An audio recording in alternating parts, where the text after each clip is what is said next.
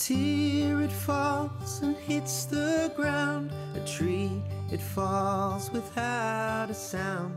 Bird, it calls and sends you home. A man, he sits in the cold all alone.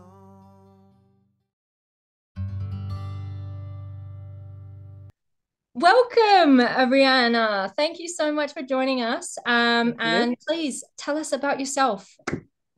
Well, my name's Riannah. I am a mum to two young boys. My boys are Spencer and Albie. They're 5 and 3, so busy with two.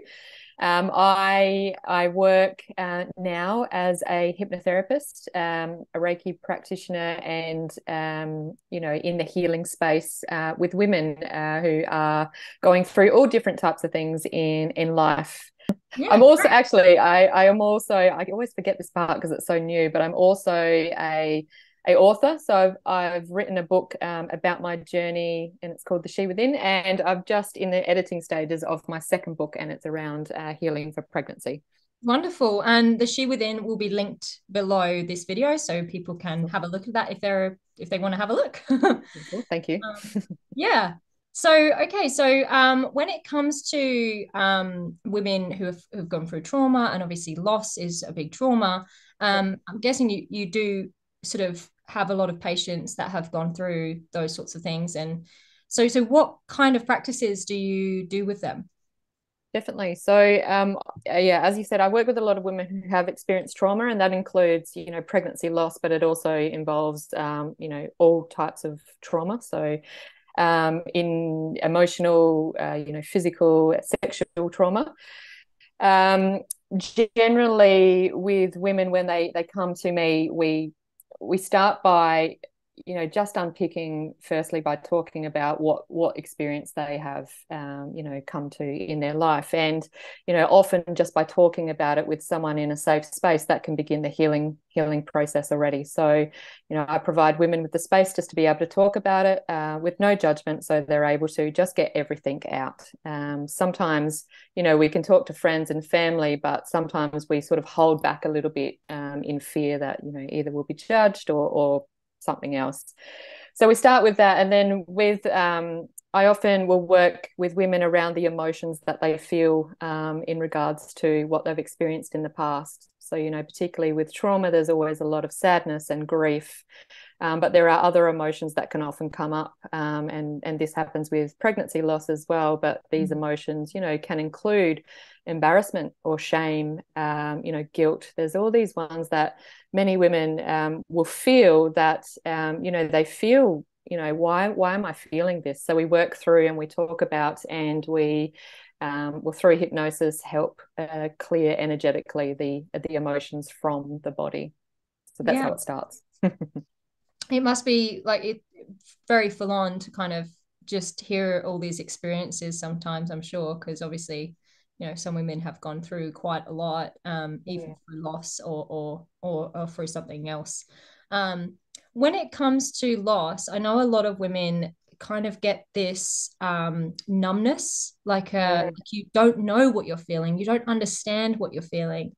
So I was just wondering, like, is there ways that you can kind of reach that? I mean, hypnotherapy, I've heard, can kind of help you connect. But yeah, what sort of practices would you sort of recommend when it comes to that kind of distancing where you're not connecting and you don't know what you're feeling? From my experience, personal, but also from working with other women who've experienced loss, the numbness often is almost like a coping mechanism. It's like we push the intense feelings of grief or sadness or whatever else the emotion is underneath, and we push it down to the point where we know it's there, but we just don't want to feel it because the intensity of it feels too much. And that's when the numbness comes up. It's almost like, swallow it down, swallow it down, swallow it down, and then just keep going on with life.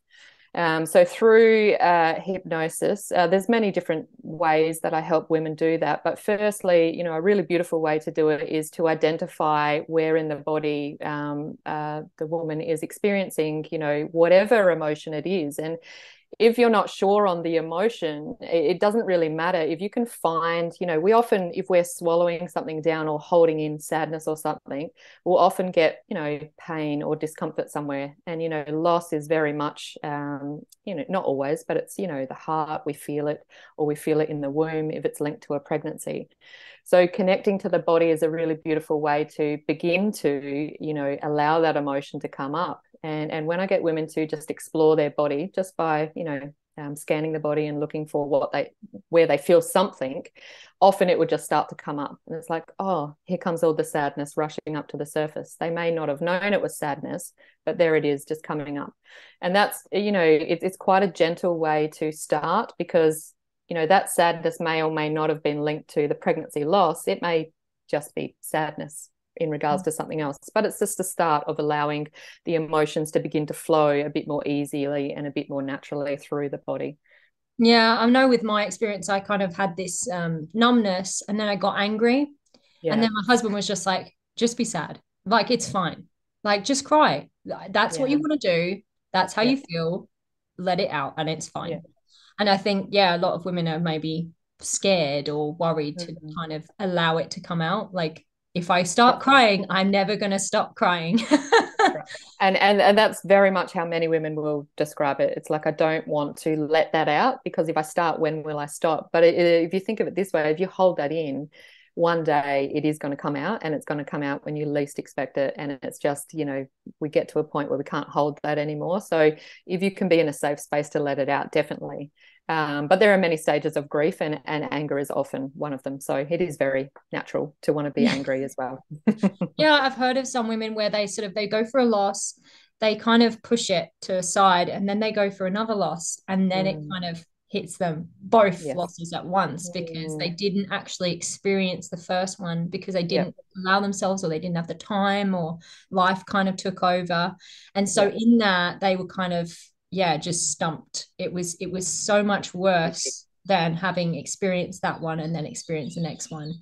I was lucky in that I kind of experienced the first one, but I think it's when you get to the second one, it's like, okay, I can kind of deal with this a little bit better, because I've done it, because I've gone through this process. But if you didn't do that, it can make it a lot harder, can't it? Of course, because all of the emotions still sitting in your body, if you like to, energetically, it's all there, and it's all attached to the memories. And then if you're experiencing again, it's almost like it triggers you back into that first time you experienced it. And if you've got unprocessed, emotions, it will all rush up, and it will come up much more strongly if you're experiencing it again. So it's really important to allow yourself, if you can, to feel the emotions to the full extent. I've heard about Reiki, but I'm not actually familiar with the practices or sort of how it works. Is it sort of crystals, or how does Reiki work, and how do we use it? So Reiki can involve crystals. It doesn't have to, though. Reiki is essentially the movement or the alignment of energy in the body. So, depending on beliefs and awareness, there's energy centers in our body, it is believed. And my belief is, I work around the chakras. I'm not sure if you've heard of that, but there's 7 main energy centers down the midline of the body. And Reiki, or what happens through life, is that these energy centers can get, blockages, or, stuck sort of energy, stale, sticky energy, however you like to think of it. For example, one of the main energy centers is around our heart. So it's not the actual blood and muscle of the heart, but it's just the energy that flows through, the body in that space. When we experience loss and we sort of lock it in there, the energy of the heart, again, just the energy, not the blood or anything else, doesn't flow smoothly, and it just sort of gets, stuck. It's still probably moving, but it's not moving freely. So with Reiki, it is a practice of me helping the body align the energy and open up all the energy centers so that the body is flowing freely again. Some people, when they experience Reiki, will feel the actual energy moving through the body. Others feel nothing at all and just fall asleep, because it's such a deeply, relaxing practice of connecting to the body. It doesn't matter if you're awake or asleep. It's the movement of the energy that's happening. So Yeah, definitely with women who've experienced loss, firstly, from the women I've worked with, they say that it's beautiful in that they get to relax and they just get some time, obviously to I was going to themselves. say that Yeah. sleeping bit. I'm like, that sounds great. That would be amazing right And if you need now. that, then definitely do it, because you're getting the added bonus of the energy alignment, but you get Yeah, rest time. just that bit of sleep. Oh yeah. Definitely. And that's why I go, to be honest, a lot of the time. But a lot of the women who've experienced loss, that there's a lot of energy that's held around the womb and in the womb, space, in that lower part of our body. And it's like through the energy movement, you can actually clear, sort of that sadness or grief or anything else that you're feeling. You still have to process it through your mind and, through your heart.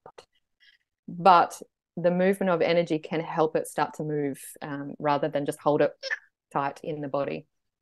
In terms of like issues, like fertility issues, have you had any successes like in healing, or maybe some things that have actually helped women kind of get to the point where they're getting that rainbow, or they're getting their first sort of pregnancy? Definitely. So I have worked, and I still do work with women in the infertility space. Women who have nothing medically wrong with them, but have just not got pregnant or haven't got pregnant for the second time easily. So I've worked with a lot of women in that space, and there's a whole section in my new book coming that is written around that, around some of the things that women can explore when they're experiencing unexplained infertility.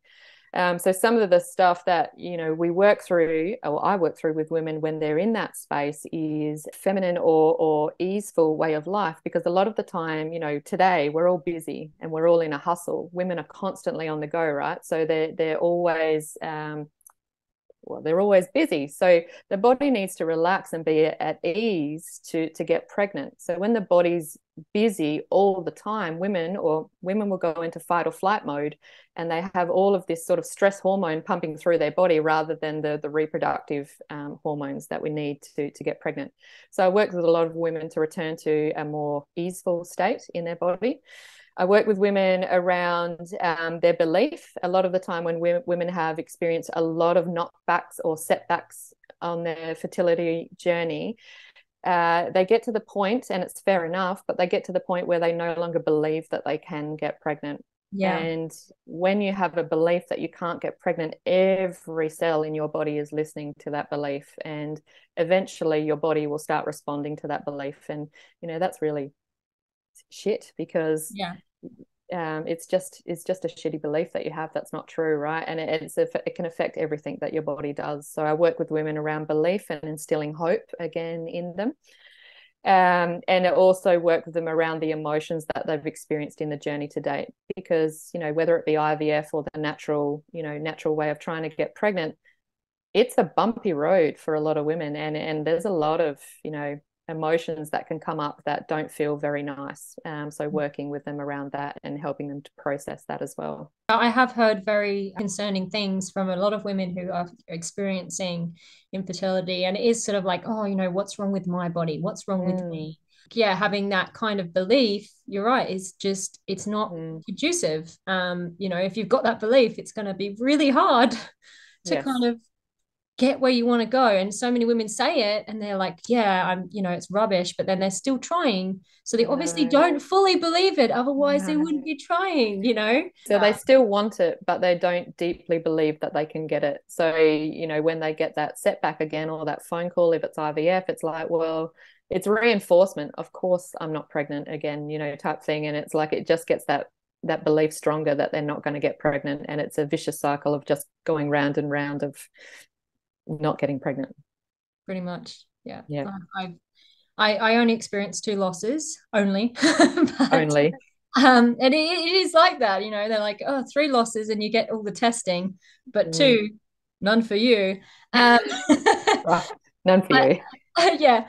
But yeah, it is a very sort of dark place that you sort of get into, and you kind of feel stuck a lot of the time. Definitely. And I know a lot of women have been going through sort of being pregnant and not being pregnant for many, many years, and that can sort of make it obviously even harder. Do you work with clients like that who have been going through these things for many years, and do you see successes in sort of healing and them just sort of being okay and like being able to, you know, get on with what they want to do? Definitely. So, I mean, I have, you know, I don't take the credit for women getting pregnant, but there's a couple of women that, you know, that I've worked with that have, there was one that was 10 years, 10 cycles. So not 10 years, 10 cycles of IVF. And then she's currently pregnant at the moment. And another one who was 5 cycles, you know, and they were at the point where they were no longer believing that they could get pregnant, but, you know, they still wanted to keep going. So, and then another one with the 5 cycles, she's got a baby now, you know, her first baby. And it's a beautiful thing to see these women who've now, you know, either pregnant or have got a child already. But also it's helping women get to the point where no matter what, they're going to be okay, because there's no guarantees in life. You know, there's no guarantees that, you know, any of us can or will get pregnant, but getting to the point where no matter what, you still have the belief if that's what you want, but you're also okay to keep going, you know, no matter what happens in your future, like in your future. Yeah. So I definitely work with a lot of women, particularly in the IVF process, because it is such a rigid sort of process that, you know, it really affects women when they're going through that process emotionally and mentally. With IVF, there's so many natural things that you can't necessarily do. Like you shouldn't take herbs because that can sometimes affect the hormones.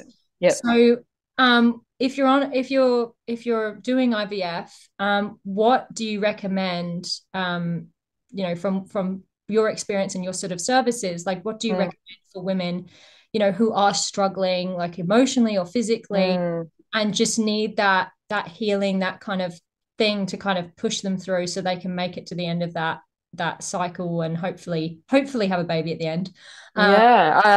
It's definitely around getting support. So a lot of the IVF clinics do have an in-house counselor or similar that they offer. You know, I've heard, you know, all different stories about the counselors that they're good, but it just gets to a point where they're just sort of talking about the same thing all the time. So if that's no longer for you, just find someone else that is there to support you. And that can be, you know, someone like me who offers Reiki or hypnotherapy, but it can be someone else as well. Find, you know, someone that can support you emotionally, even if it's a friend, just to be able to talk through what you're experiencing, because that's a lot of women also, I find, keep their experience to themselves. So it's like they've bottled it all up and have, you know, if they experience a loss, it's like they can't talk to anyone because they haven't told anyone they're going through the IVF process or, you know, trying to get pregnant process. And you need support. You need to have someone there for you. And, you know, if it's your partner, that's amazing. But don't forget he or she is going through that as well. So sometimes you need someone else as well to come in, and whoever that is, just make sure they're the right person for you. And often you need like a stranger, like to just here, have that. Dump it. Then you don't see that person, you know, until you want to again. So definitely. like, emotional dump. Here you go. You take that, and I'll go That's home. Right. And be fine, sort of. And that's what therapists or healers or whatever, like whoever, that's what they're there for, right? And that's definitely. But even if it's not someone, like some women also say they don't want to talk about it anymore. They're done with talking about it. So go have some Reiki or go have a massage or go have something that makes you feel good in your body and just helps you de-stress for a little bit of time and get out of, you know, the thinking sort of about it. Because anything you can do to de-stress and just be present in the moment and relax is going to help the process anyway, no matter what your process looks like. Yeah, because I think some women, they're in that kind of in-between stage where they're like, I want to move, like I want to keep going, but then am I dishonoring the child I lost? Like, am I doing a wrong here? Because I still love that child, I still miss that child, but am I allowed to kind of keep going? And I think that can sometimes be an issue. But I mean, I suppose like Reiki and like even down to the hypnotherapy can kind of help you get to that kind of, you can move and still love your baby and still miss your baby. You don't have to stay in one spot. Of course. Yeah, definitely. And I know that is a huge tussle for a lot of women, particularly, you know, I've worked with women who have stillbirth babies as well. And it's like, well, you know, when is it okay for me to actually try again and not, you know, forget about, you know, that baby, my baby.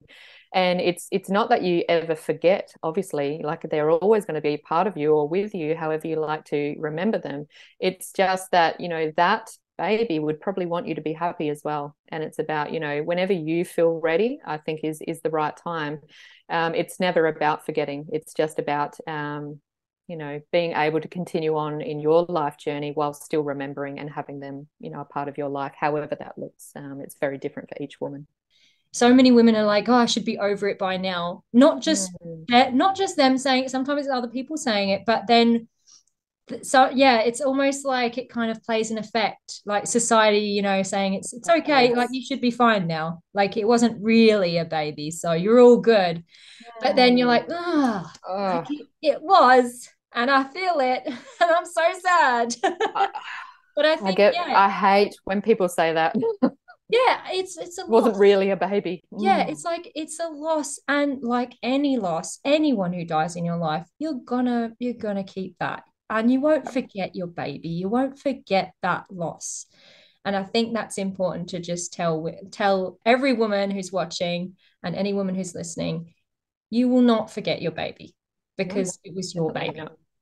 And I think with, you know, particularly with miscarriage in those early stages, when women are getting told that, you know, it wasn't really a baby, you know, it wasn't even 12 weeks, or whenever women get told that it's not really a baby, it's like it was. And the moment that you find out that you are pregnant, you know, your mind instantly is beginning to either plan for the future or see a different future. And it will, you know, that baby is, you know, if you're going down that path, will be a part of that future from the moment you find out. Exactly. So it is, you know, no matter what beliefs are, it is very much a real baby.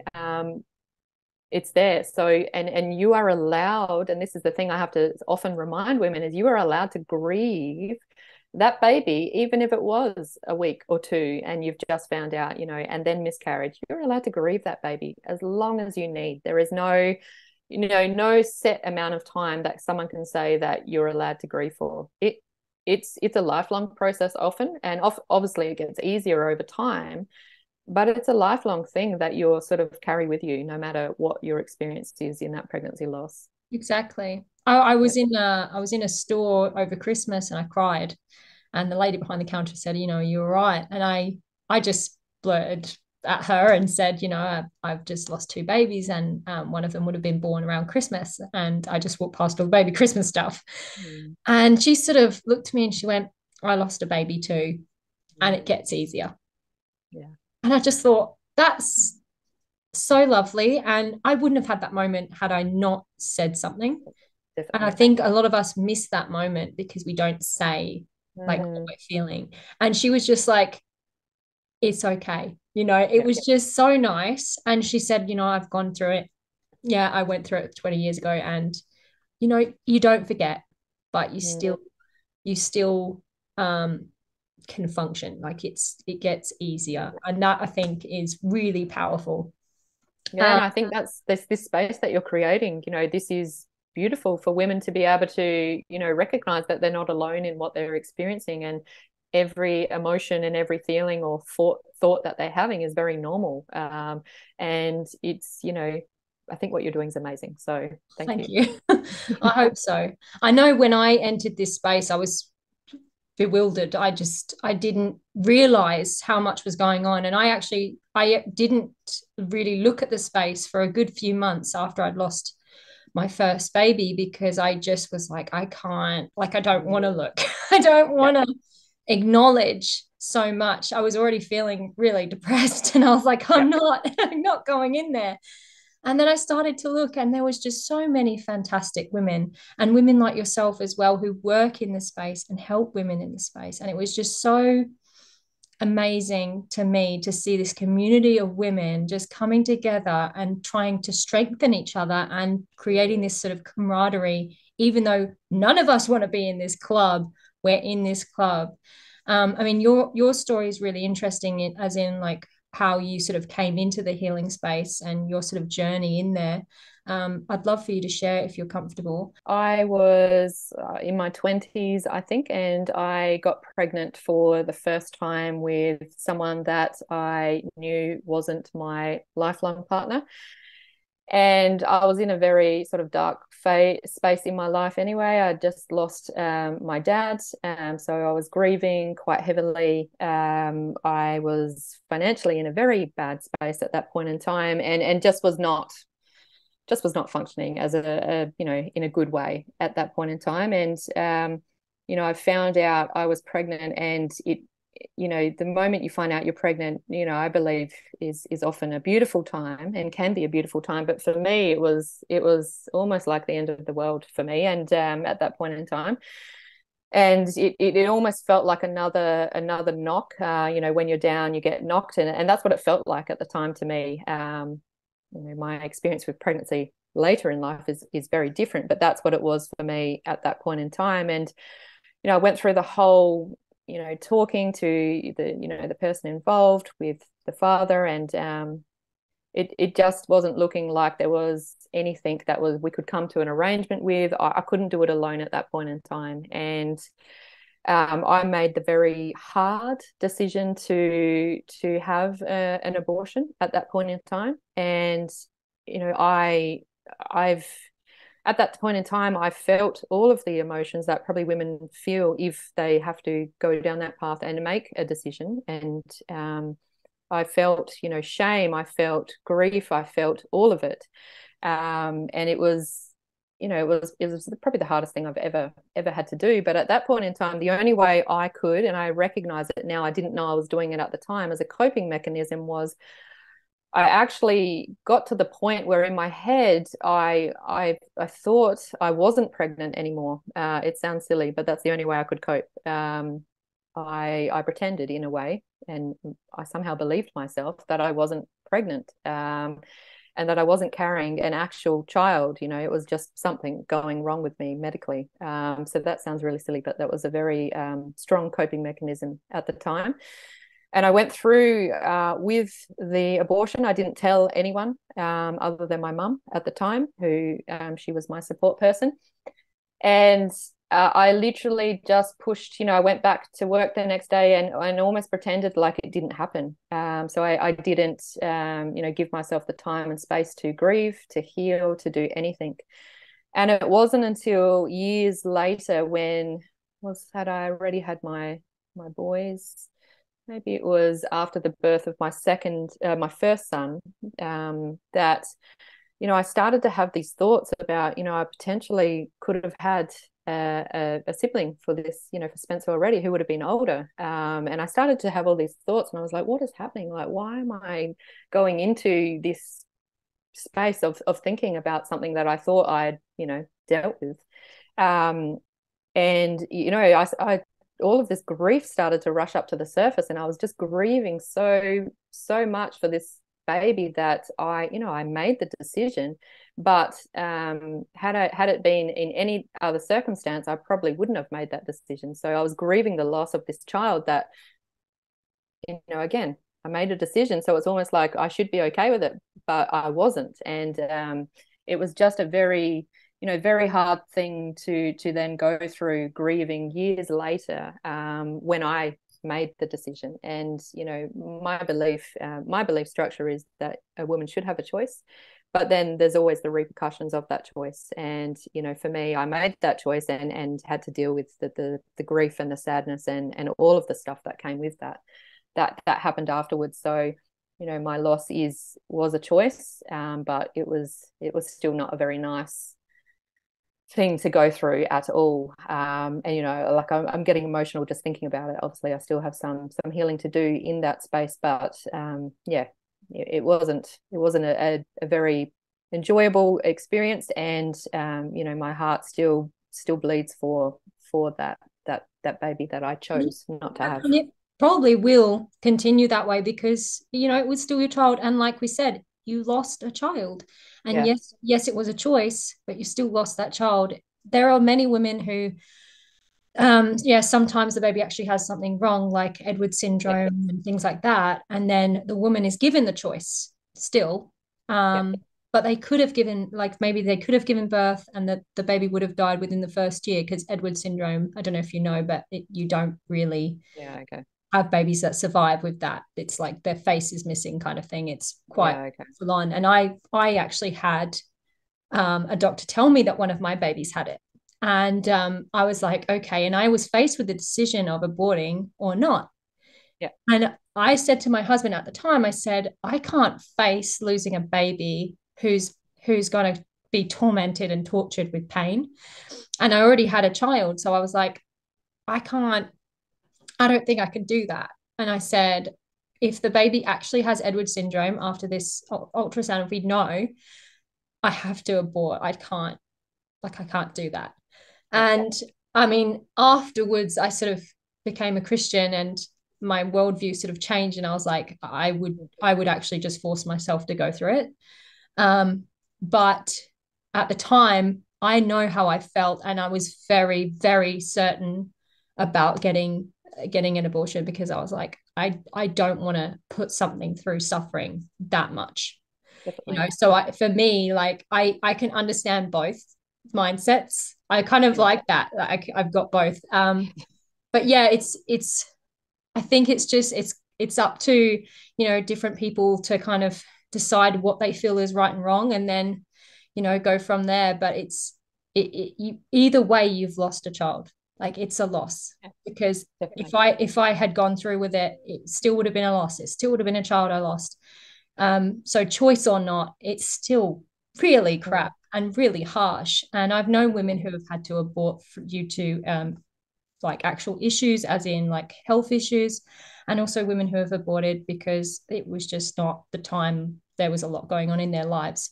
And I think, yeah, I haven't seen one woman who has gone through abortion and not either regretted it, or maybe they just didn't want it in the first place, but they went along with it because of someone else's sake.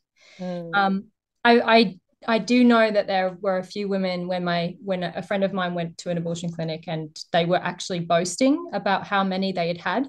I thought that was quite sickening. um, but there are a lot of women who also go through it, and it's still a Definitely. loss.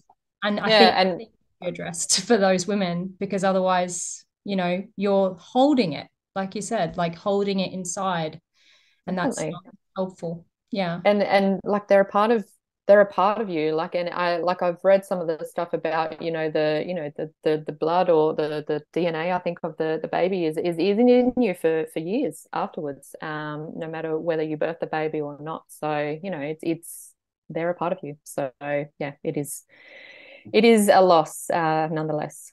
Yeah, and when you actually conceive, like you have that placement, regardless of whether your brain knows, like Yes. it knows there's something in there, so you've got that connection. Mm. And then when you find out, you've got that connection too. So then you've got your mind and your body, that you've got to Mm. deal with both, and that could be a struggle. And obviously yourself, like you've gotten to that position now where you've had kids and you're in a great position where you could have more kids. So then that will play on your mind more, because it was a Yeah. decision that was made, but it was made at a different time, obviously. Yeah, It's definitely. just, And yeah, it's I've worked with women who have had abortions before, and as you said, they have all the emotions that, very similar emotions to women who've miscarried or experienced some other form of pregnancy loss. And yeah, it's still, they still have to go through all of the grief and all of the, often there's a lot of other emotions that will come up with it too, yeah, because of the choice that they've made. yeah, yeah. I mean, the guilt thing. I mean, I felt guilty about my losses, even though, there's no telling what happened. I'm just like, Mm. it must have been my fault. I was working too hard. I was doing this too much and all these things. And I think, yeah, the emotions are the same when you're going through loss. The emotions, we can all kind of be on the same field there, Yeah. grief, anger, regret, guilt, because like you're thinking, what did I eat? What did I do? How did I sleep? How did I work? Did I what did I say? Definitely. What did I sleep in the wrong position? Because like I still worry about that, because they're like, don't lay on your right. Is it my left? Am I good on my left? Don't lay on your back. And then okay, don't lay on your stomach. Well, obviously, Oh. massive. I think women need to, or be told a little more, just to trust their intuition, particularly when they're pregnant, because we look for external sources to tell us what to do, but actually if we listen to ourselves, we will innately know how to protect that baby. And I think the stats out at the moment are, in Australia's 1 in 5 pregnancies end in miscarriage that they're aware of. So, it is not like it's something that happens, unfortunately, quite regularly, and generally there's nothing that can be done to prevent the miscarriage from happening. So we need to also get that out there to women to know that it's not your fault. It's unfortunate part of the life and death process, unfortunately. I've been seeing a lot of posts from you about sort of empowerment, but like sort of like getting in touch with your femininity and as a woman and connecting with your body more, and I really quite like that. Like it resonates with me. I mean, we're in a very strange time at the moment where there's lots of confusion. So Yes. when we're talking about connecting as a woman and actually, really healing yourself and all those things, sort of what practices have you brought into that? Yeah, so I guess for me that is very much linked to pregnancy, or more so to women experiencing infertility. Like there's huge connections when we start to dive into it around embracing your feminine energy, or your feminine self, again, however you like to think of it. There's deep, real deep practices that you can dive into, which is, again, connecting to your intuition, connecting into, I can't even think of the things that I dive into, but there's a lot of stuff in the femininity that we've sort of lost in society. As you said, there's a lot of confusion, and women have, because of our fight for equality back in the day, we've really taken this stance and tried to step up and really sort of keep up with the men. But we have to eventually, and it's sort of happening, I think, for a lot of women now, eventually realize that we are not men and we are very different, and we're meant to be different to them. We're not meant to be able to do physically, particularly, everything that they're able to do, and some women can, and that's great. But a lot of us can't. A lot of us are naturally smaller in frame, where we naturally don't have as much muscle, or testosterone, because of the testosterone. So we're not actually meant to do what men do. And we have, our menstrual cycle we operate on a monthly cycle, whereas men's hormones reset every day. They're like a linear being. They're up and down. They can get up, go to work, and be good, like, every day. Yeah. Women go through the whole, it's is it your menstrual cycle time? Yes, it is. So I actually need a little more rest during this time. Like, sorry, but this is what women go through, right? So we need to honor that a little more. I feel as women now, it's, we're slowly recognizing that it's important for women to operate a little bit more on a monthly cycle with our cycle. Yeah. If you're trying to, and it's going to happen that life gets in the way sometimes, but if you're in your bleed time and you're literally, I don't know, carrying, all this stuff upstairs or doing all this hard work in that time, your body's going to start to break down over time, because it needs to rest during that time a little more. So I think that's sort of where I'm coming from, is that we need to just honor being women, because we are different to men. And that doesn't mean we can't be equal in society. It just means that we just need to, maybe just operate a little bit differently to what a man does, and be okay with that. Like, there's no shame in saying, hey, I can't do that. Can you do that for me, please? Because, you're stronger than me, or whatever it is, Yeah. That's okay. But, I came and I was brought up in that sort of era where it's like, no, women need to be able to do everything. I was probably a feminist at one point in time, and I was like, no, I'll do it all myself. Yeah. And I was suffering a big time because of it. You know, I was always tired. I was always fatigued. I was always like everything was sore. I just had so much stuff going on that I didn't realize was because I was trying to be a man in a way. Yeah, I mean, I resonate so much with that. Like I am not a feminist, okay, at all. And I'm totally into stay-at-home mom. I'll do the mom thing and the cooking and the cleaning, all right, and you go out and you work, and then like Yeah, I'm great. pregnant, you help with the dishes and you do the you do the rubbish. I'm good. I'm good. I'll just rest when I need to rest. Yep, Because I get it. we are beautiful, and we have this capability of creating life and holding life and growing life within us. Yep. And I think we need to start looking at that as this really sort of like temple like thing. Like we need to look at our bodies as these Yeah, definitely. beautiful, beautiful things that we have to protect and preserve and look after, because I mean, we're the one, we've got to carry on humanity. We've got to Right. keep going. That's Without right. us, there's no babies, and there's no more humans. And, we need to, stop trying to be the man and Mm, just focus on women. And I love that you have a book called The She Within, because it's mm. just, yes.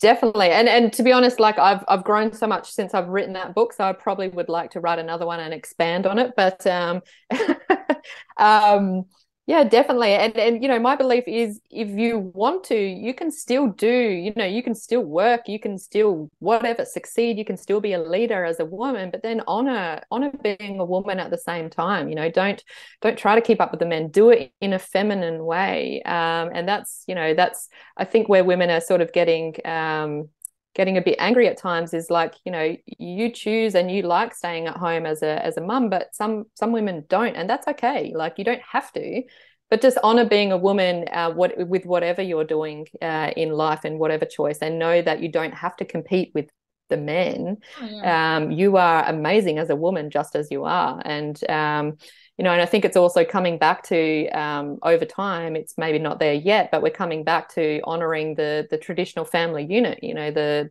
man, the woman, and the kids, and honoring that the woman is the woman who she's going to birth the babies if you're going to have them, and she's going to be naturally there to care for them, and the man's going to naturally at the time be the provider and the protector, and coming back to that real definition between the feminine and the masculine. And again, I'm not saying that women can't go do all the other stuff afterwards. Go do it. But honor Yeah. being a woman at the same And time. during that time as well, honor that time, honor that Yeah, period where be okay with it. yeah, where you're pregnant, you're holding that baby, you're Yeah. growing something. It's okay to need to rest. Like midday, I'm just like, I'm tired. I'm going to sleep. I'm 18 weeks pregnant now, and I'm so exhausted sometimes. And we just have to honor that and just listen to it, because so many of us are like, no, I've just got to carry on. He's carrying on. I'm going to carry on. But I was one of them, so I understand. Like yeah, I was one of those who, particularly in the first pregnancy, was yeah, like, oh no, I got same, to keep going, keep going, keep same. going. I was so tired. It was ridiculous. I didn't even tell people I was pregnant until Oh, about 20 weeks, I think. So yeah, I and then get it. you get to that point and you're like, I literally can't do anything. I'm so like gone. I can't Right. even And move. not only are you growing a baby, but your body's changing in so many ways that it's just, again, just honor the time and space if you can, if you have the opportunity to, and be okay with it, and know that you can eventually go back to whatever it is you were doing before. It's just if you've chosen to go into that pregnancy and have children, then that's where you're going, and that's the space that you're heading into. And yeah, and I think it's the same with like infertility, and when you're trying to have a baby and you're going through the process of being pregnant, not being pregnant, not Mm, being pregnant. And that is also a period where you have to honor that too, because some yeah. women are just like, oh, well, it might not last. No, you're still pregnant. It's still Yes. happening for you. You still have to honor that for yourself, for your body, Mm, for that little thing that's trying to grow inside of you. yeah. Because if you don't honor that, then you're gonna feel, really crappy. You're gonna just feel that like lost, because you're not looking after you. You're not connecting to your femininity. You're not, it Yeah, stresses me definitely. out sometimes because so many women are going through this hard time, and it's just like, you're beautiful and you need to look after yourself. We all love each other, and we're Mm, here for each other. So let's help each other out here, and just say, all of us women are beautiful, and we just need to connect with that femininity and connect with who we are, and definitely. just And don't. it's okay to be a woman. Yeah, Again, that's it's something I okay to didn't rest. recognize It's for a okay long to time. rest if you It's need to okay. rest. Yes. It's okay. It It's is. okay that we cry at the drop of a hat. That's fine. That's fine. That's Wow. okay. That doesn't mean anything. It's just, we've got stuff going on and we're naturally emotional beings as women, and that's okay. And if you want to like even push it further, as you said, the woman could be the most important because we are the only people that can continue the human race. And, back in caveman days or whenever it was, men, would do anything to protect the woman and sacrifice themselves because they are the most important thing. So take that if you want it. Exactly. Right. We are important beings. We need to rest and look after ourselves. Just before we wrap it up, I just wanted to go into a little bit of postpartum because this is Mm-hmm. something that really gets me. I Mm-hmm. get very stressed out because I find so many women who go through loss don't see that pregnancy, because it ended in a loss, in a Mm, postpartum. yeah.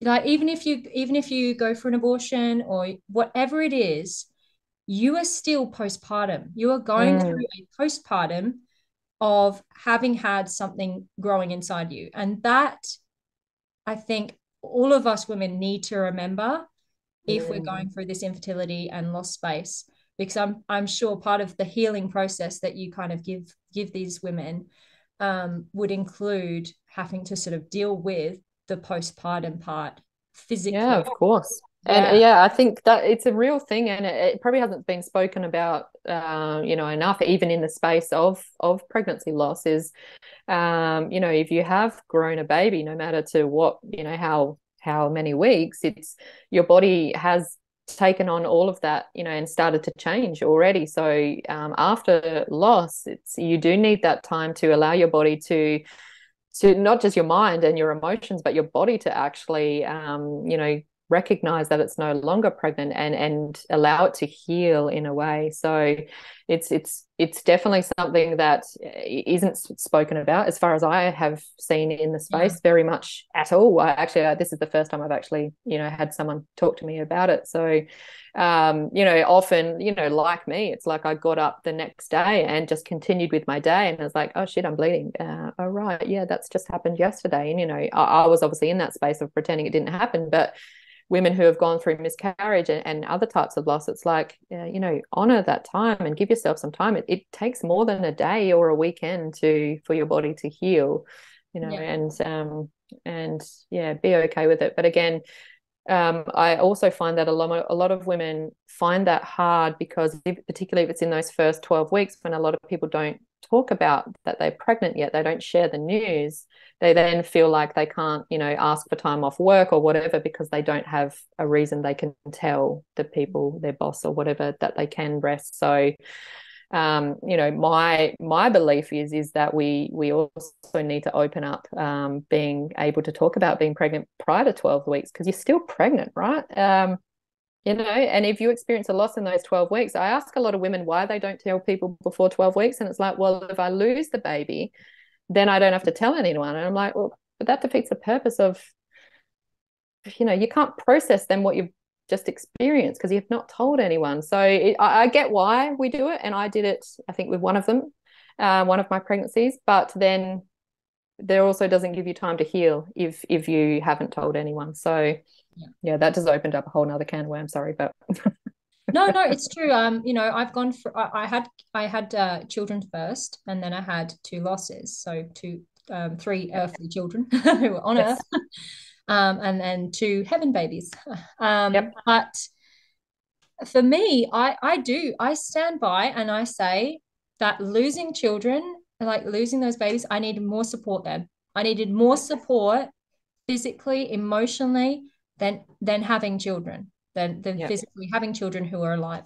Because yeah, it's body, mind, soul, like Yep. everything hurts and you can't move. Mm-mm. And it's like you're frozen. And so yeah, that is the time where you need the most help. And I've got to Definitely. say, I'm a big advocate for what you said, which is Yeah. just tell people. As soon as you find Tell out, people. just say, I'm Who cares? pregnant That's right right. now. I'm pregnant. Because That's right. if it goes the way you wouldn't want it to go, then that's what happens. And then you've got support. And yeah, you don't have the choice but to have that support, because sometimes you don't want it, but Mm, but then part of you does want it. So mm, by definitely. giving yourself no choice, I think it kind of makes it better, because then you're like, oh well, I already told everyone. So That's right. You have to talk yeah, about it and, yeah, you you have know, to have to talk about it. process it. Exactly. And, And and, you have to and it's process it. not easy. I get that. It's not easy, but, you don't plan for a pregnancy loss with miscarriage or stillbirth and things like that. So it's like, uh, open it up. And that's, that's going to take time, because that's to do with workplaces and being, maternity leave and all that type of stuff. I get that comes into play, and that's why some women do it as Yeah. well. But Yeah. opening up the conversation and being okay with women being pregnant no matter what, I think is definitely Yeah. needed. Well, I know there's protections where I am anyway. When in Perth, because I was working during my first pregnancy and I didn't tell them until much later. And I Yeah. was like, yeah, I'm pregnant. And and they're like, okay, why don't you tell us sooner? And I was like, well, I was kind of worried you guys were going to sack me. And she was like, Yeah. we can't actually sack you. As soon as you tell us you're pregnant, we can't sack you, because you could do us for Okay. wrongful termination. So Yeah. look into the law of it. If you have experienced loss and you're pregnant now, or you're planning on getting pregnant, if you get pregnant, Definitely. maybe tell your workplace, because if something does go wrong, you're going to need that time. You're going to need that moment. I know a few women who actually tell their boss, look, something's being a bit off with the baby today, and I might have to just duck out. Yeah. Definitely. And that is fair. Yeah. And I think bosses are people too. So, most of them are Usually. going to be, hopefully reasonable. And if they're not, then, they'll have to deal with that later when they, realize that they're not very nice. Definitely. And look, to be honest, there are some out there that aren't very nice still, Yeah, but I think the majority of people are kind people. fairly So reasonable, especially yeah, when you've gone through loss, trauma, and yeah, definitely. I think so too. So yeah. Is there anything that you might want to tell everyone, maybe about your new book that you're working on, sure. or Um, anything? yeah, I'll finish with my new book. It's in. I've just got to edit it at the moment. Got back from the editor, but it's called "Prepare for Pregnancy: Emotionally, Mentally, Spiritually." And it's all about all the it's basically because of my experience in pregnancy where I didn't prepare anything other than get the nursery ready. Like I got the physical stuff ready, but I didn't prepare in any way, shape, or form within myself. I took the vitamins and all that type of stuff, but I didn't prepare myself for the changes that were going to happen. And because of that, I went down a real path that I didn't really, I didn't enjoy the early stages of motherhood or even pregnancy. So I have this real passion now to help, I guess, shine the light on all the things that can sort of come to the surface when you become pregnant, but also when you become a mother. If you haven't dealt with stuff in the past, trauma or whatever it is from childhood, at some point you can almost guarantee a kid is going to push your buttons enough to bring it up to the surface, and things like that. So it's not all heavy stuff, but some of it's lighter and easy to read. But it's just helping women get ready for pregnancy. There's actually a section in there for men or the partners as well. So it can be a book that can be read together as a nice preparation, I guess, for the journey ahead, because it should be a beautiful journey for most people. So yeah, I can definitely connect with some of that trauma from childhood and all that. It's all got to come up. so many of us can, and it's true. It does. It comes up in parenting. It comes up, and you sometimes when you least expect it, when they Yeah, push those buttons, and they do. they They do know. push your They're so buttons. good at it. Well, and the other thing that I found is like not every woman goes through this, but like not all women, a lot of women don't talk about how even if you want, to become a mother, which most of us do when we become a mother, how you go through this grieving process of the woman that you used to be, you know, this single, free, you know, whatever woman before. And then suddenly you're like with this baby, and it's like my whole life is different now. And you got to grieve the woman that you were. You know, eventually you grow into this amazing mother, you know, and love it. Most people, I think, do. But I hope so. But there was this woman before, right? And you're no longer her. You've changed in every way, shape, or form. And not a lot of people talk about that. It's like, I wanted to become a mother. So, you know, it's almost like it's not okay to grieve who you were before, but it's a natural state that you sort of go through, grieving that loss of who you were. I mean, that will probably resonate with so many women who are watching, because when it comes to losing a child as well, you still, like, there is still that sense of, I'm a mother. I may be a mother to something that has died, but I am a mother. And you won't be the same. Like, No. you can't be the same. Like when I had 3 kids, and I changed through the losses as well. And I was like, how am I different from this? And obviously I should have been more accepting of it, because obviously anything we go through is going to change us. But it was like so tough, because I was like, I want to be who I was before this moment. You know, can I get back to her?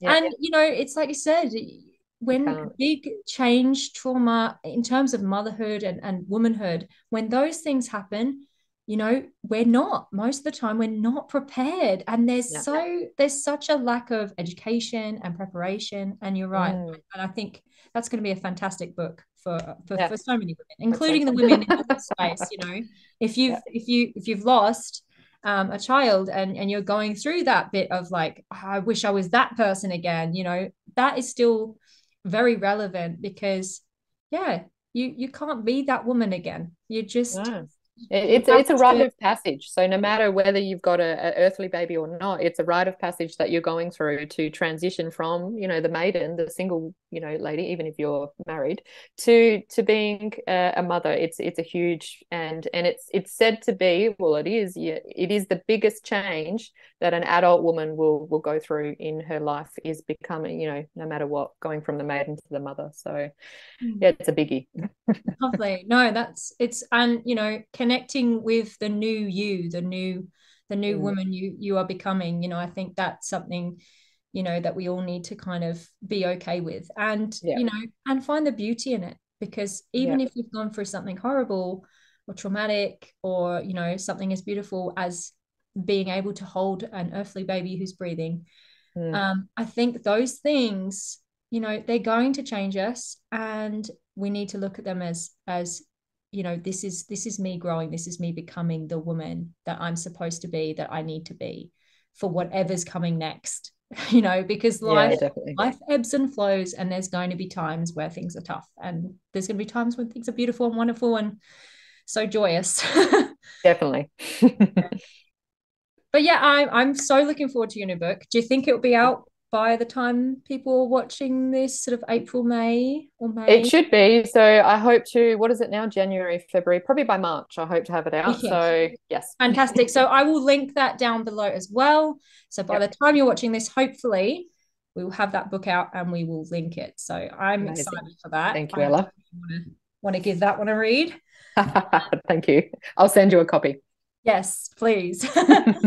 Thank you so much for speaking to me today, and thank you for sharing your story and your journey with all of us. And I'll link down as well all your services, because I'm sure ladies will probably want to chat with you later on as well. So yeah, feel free to connect with Riannah. So thank you so much, Ella.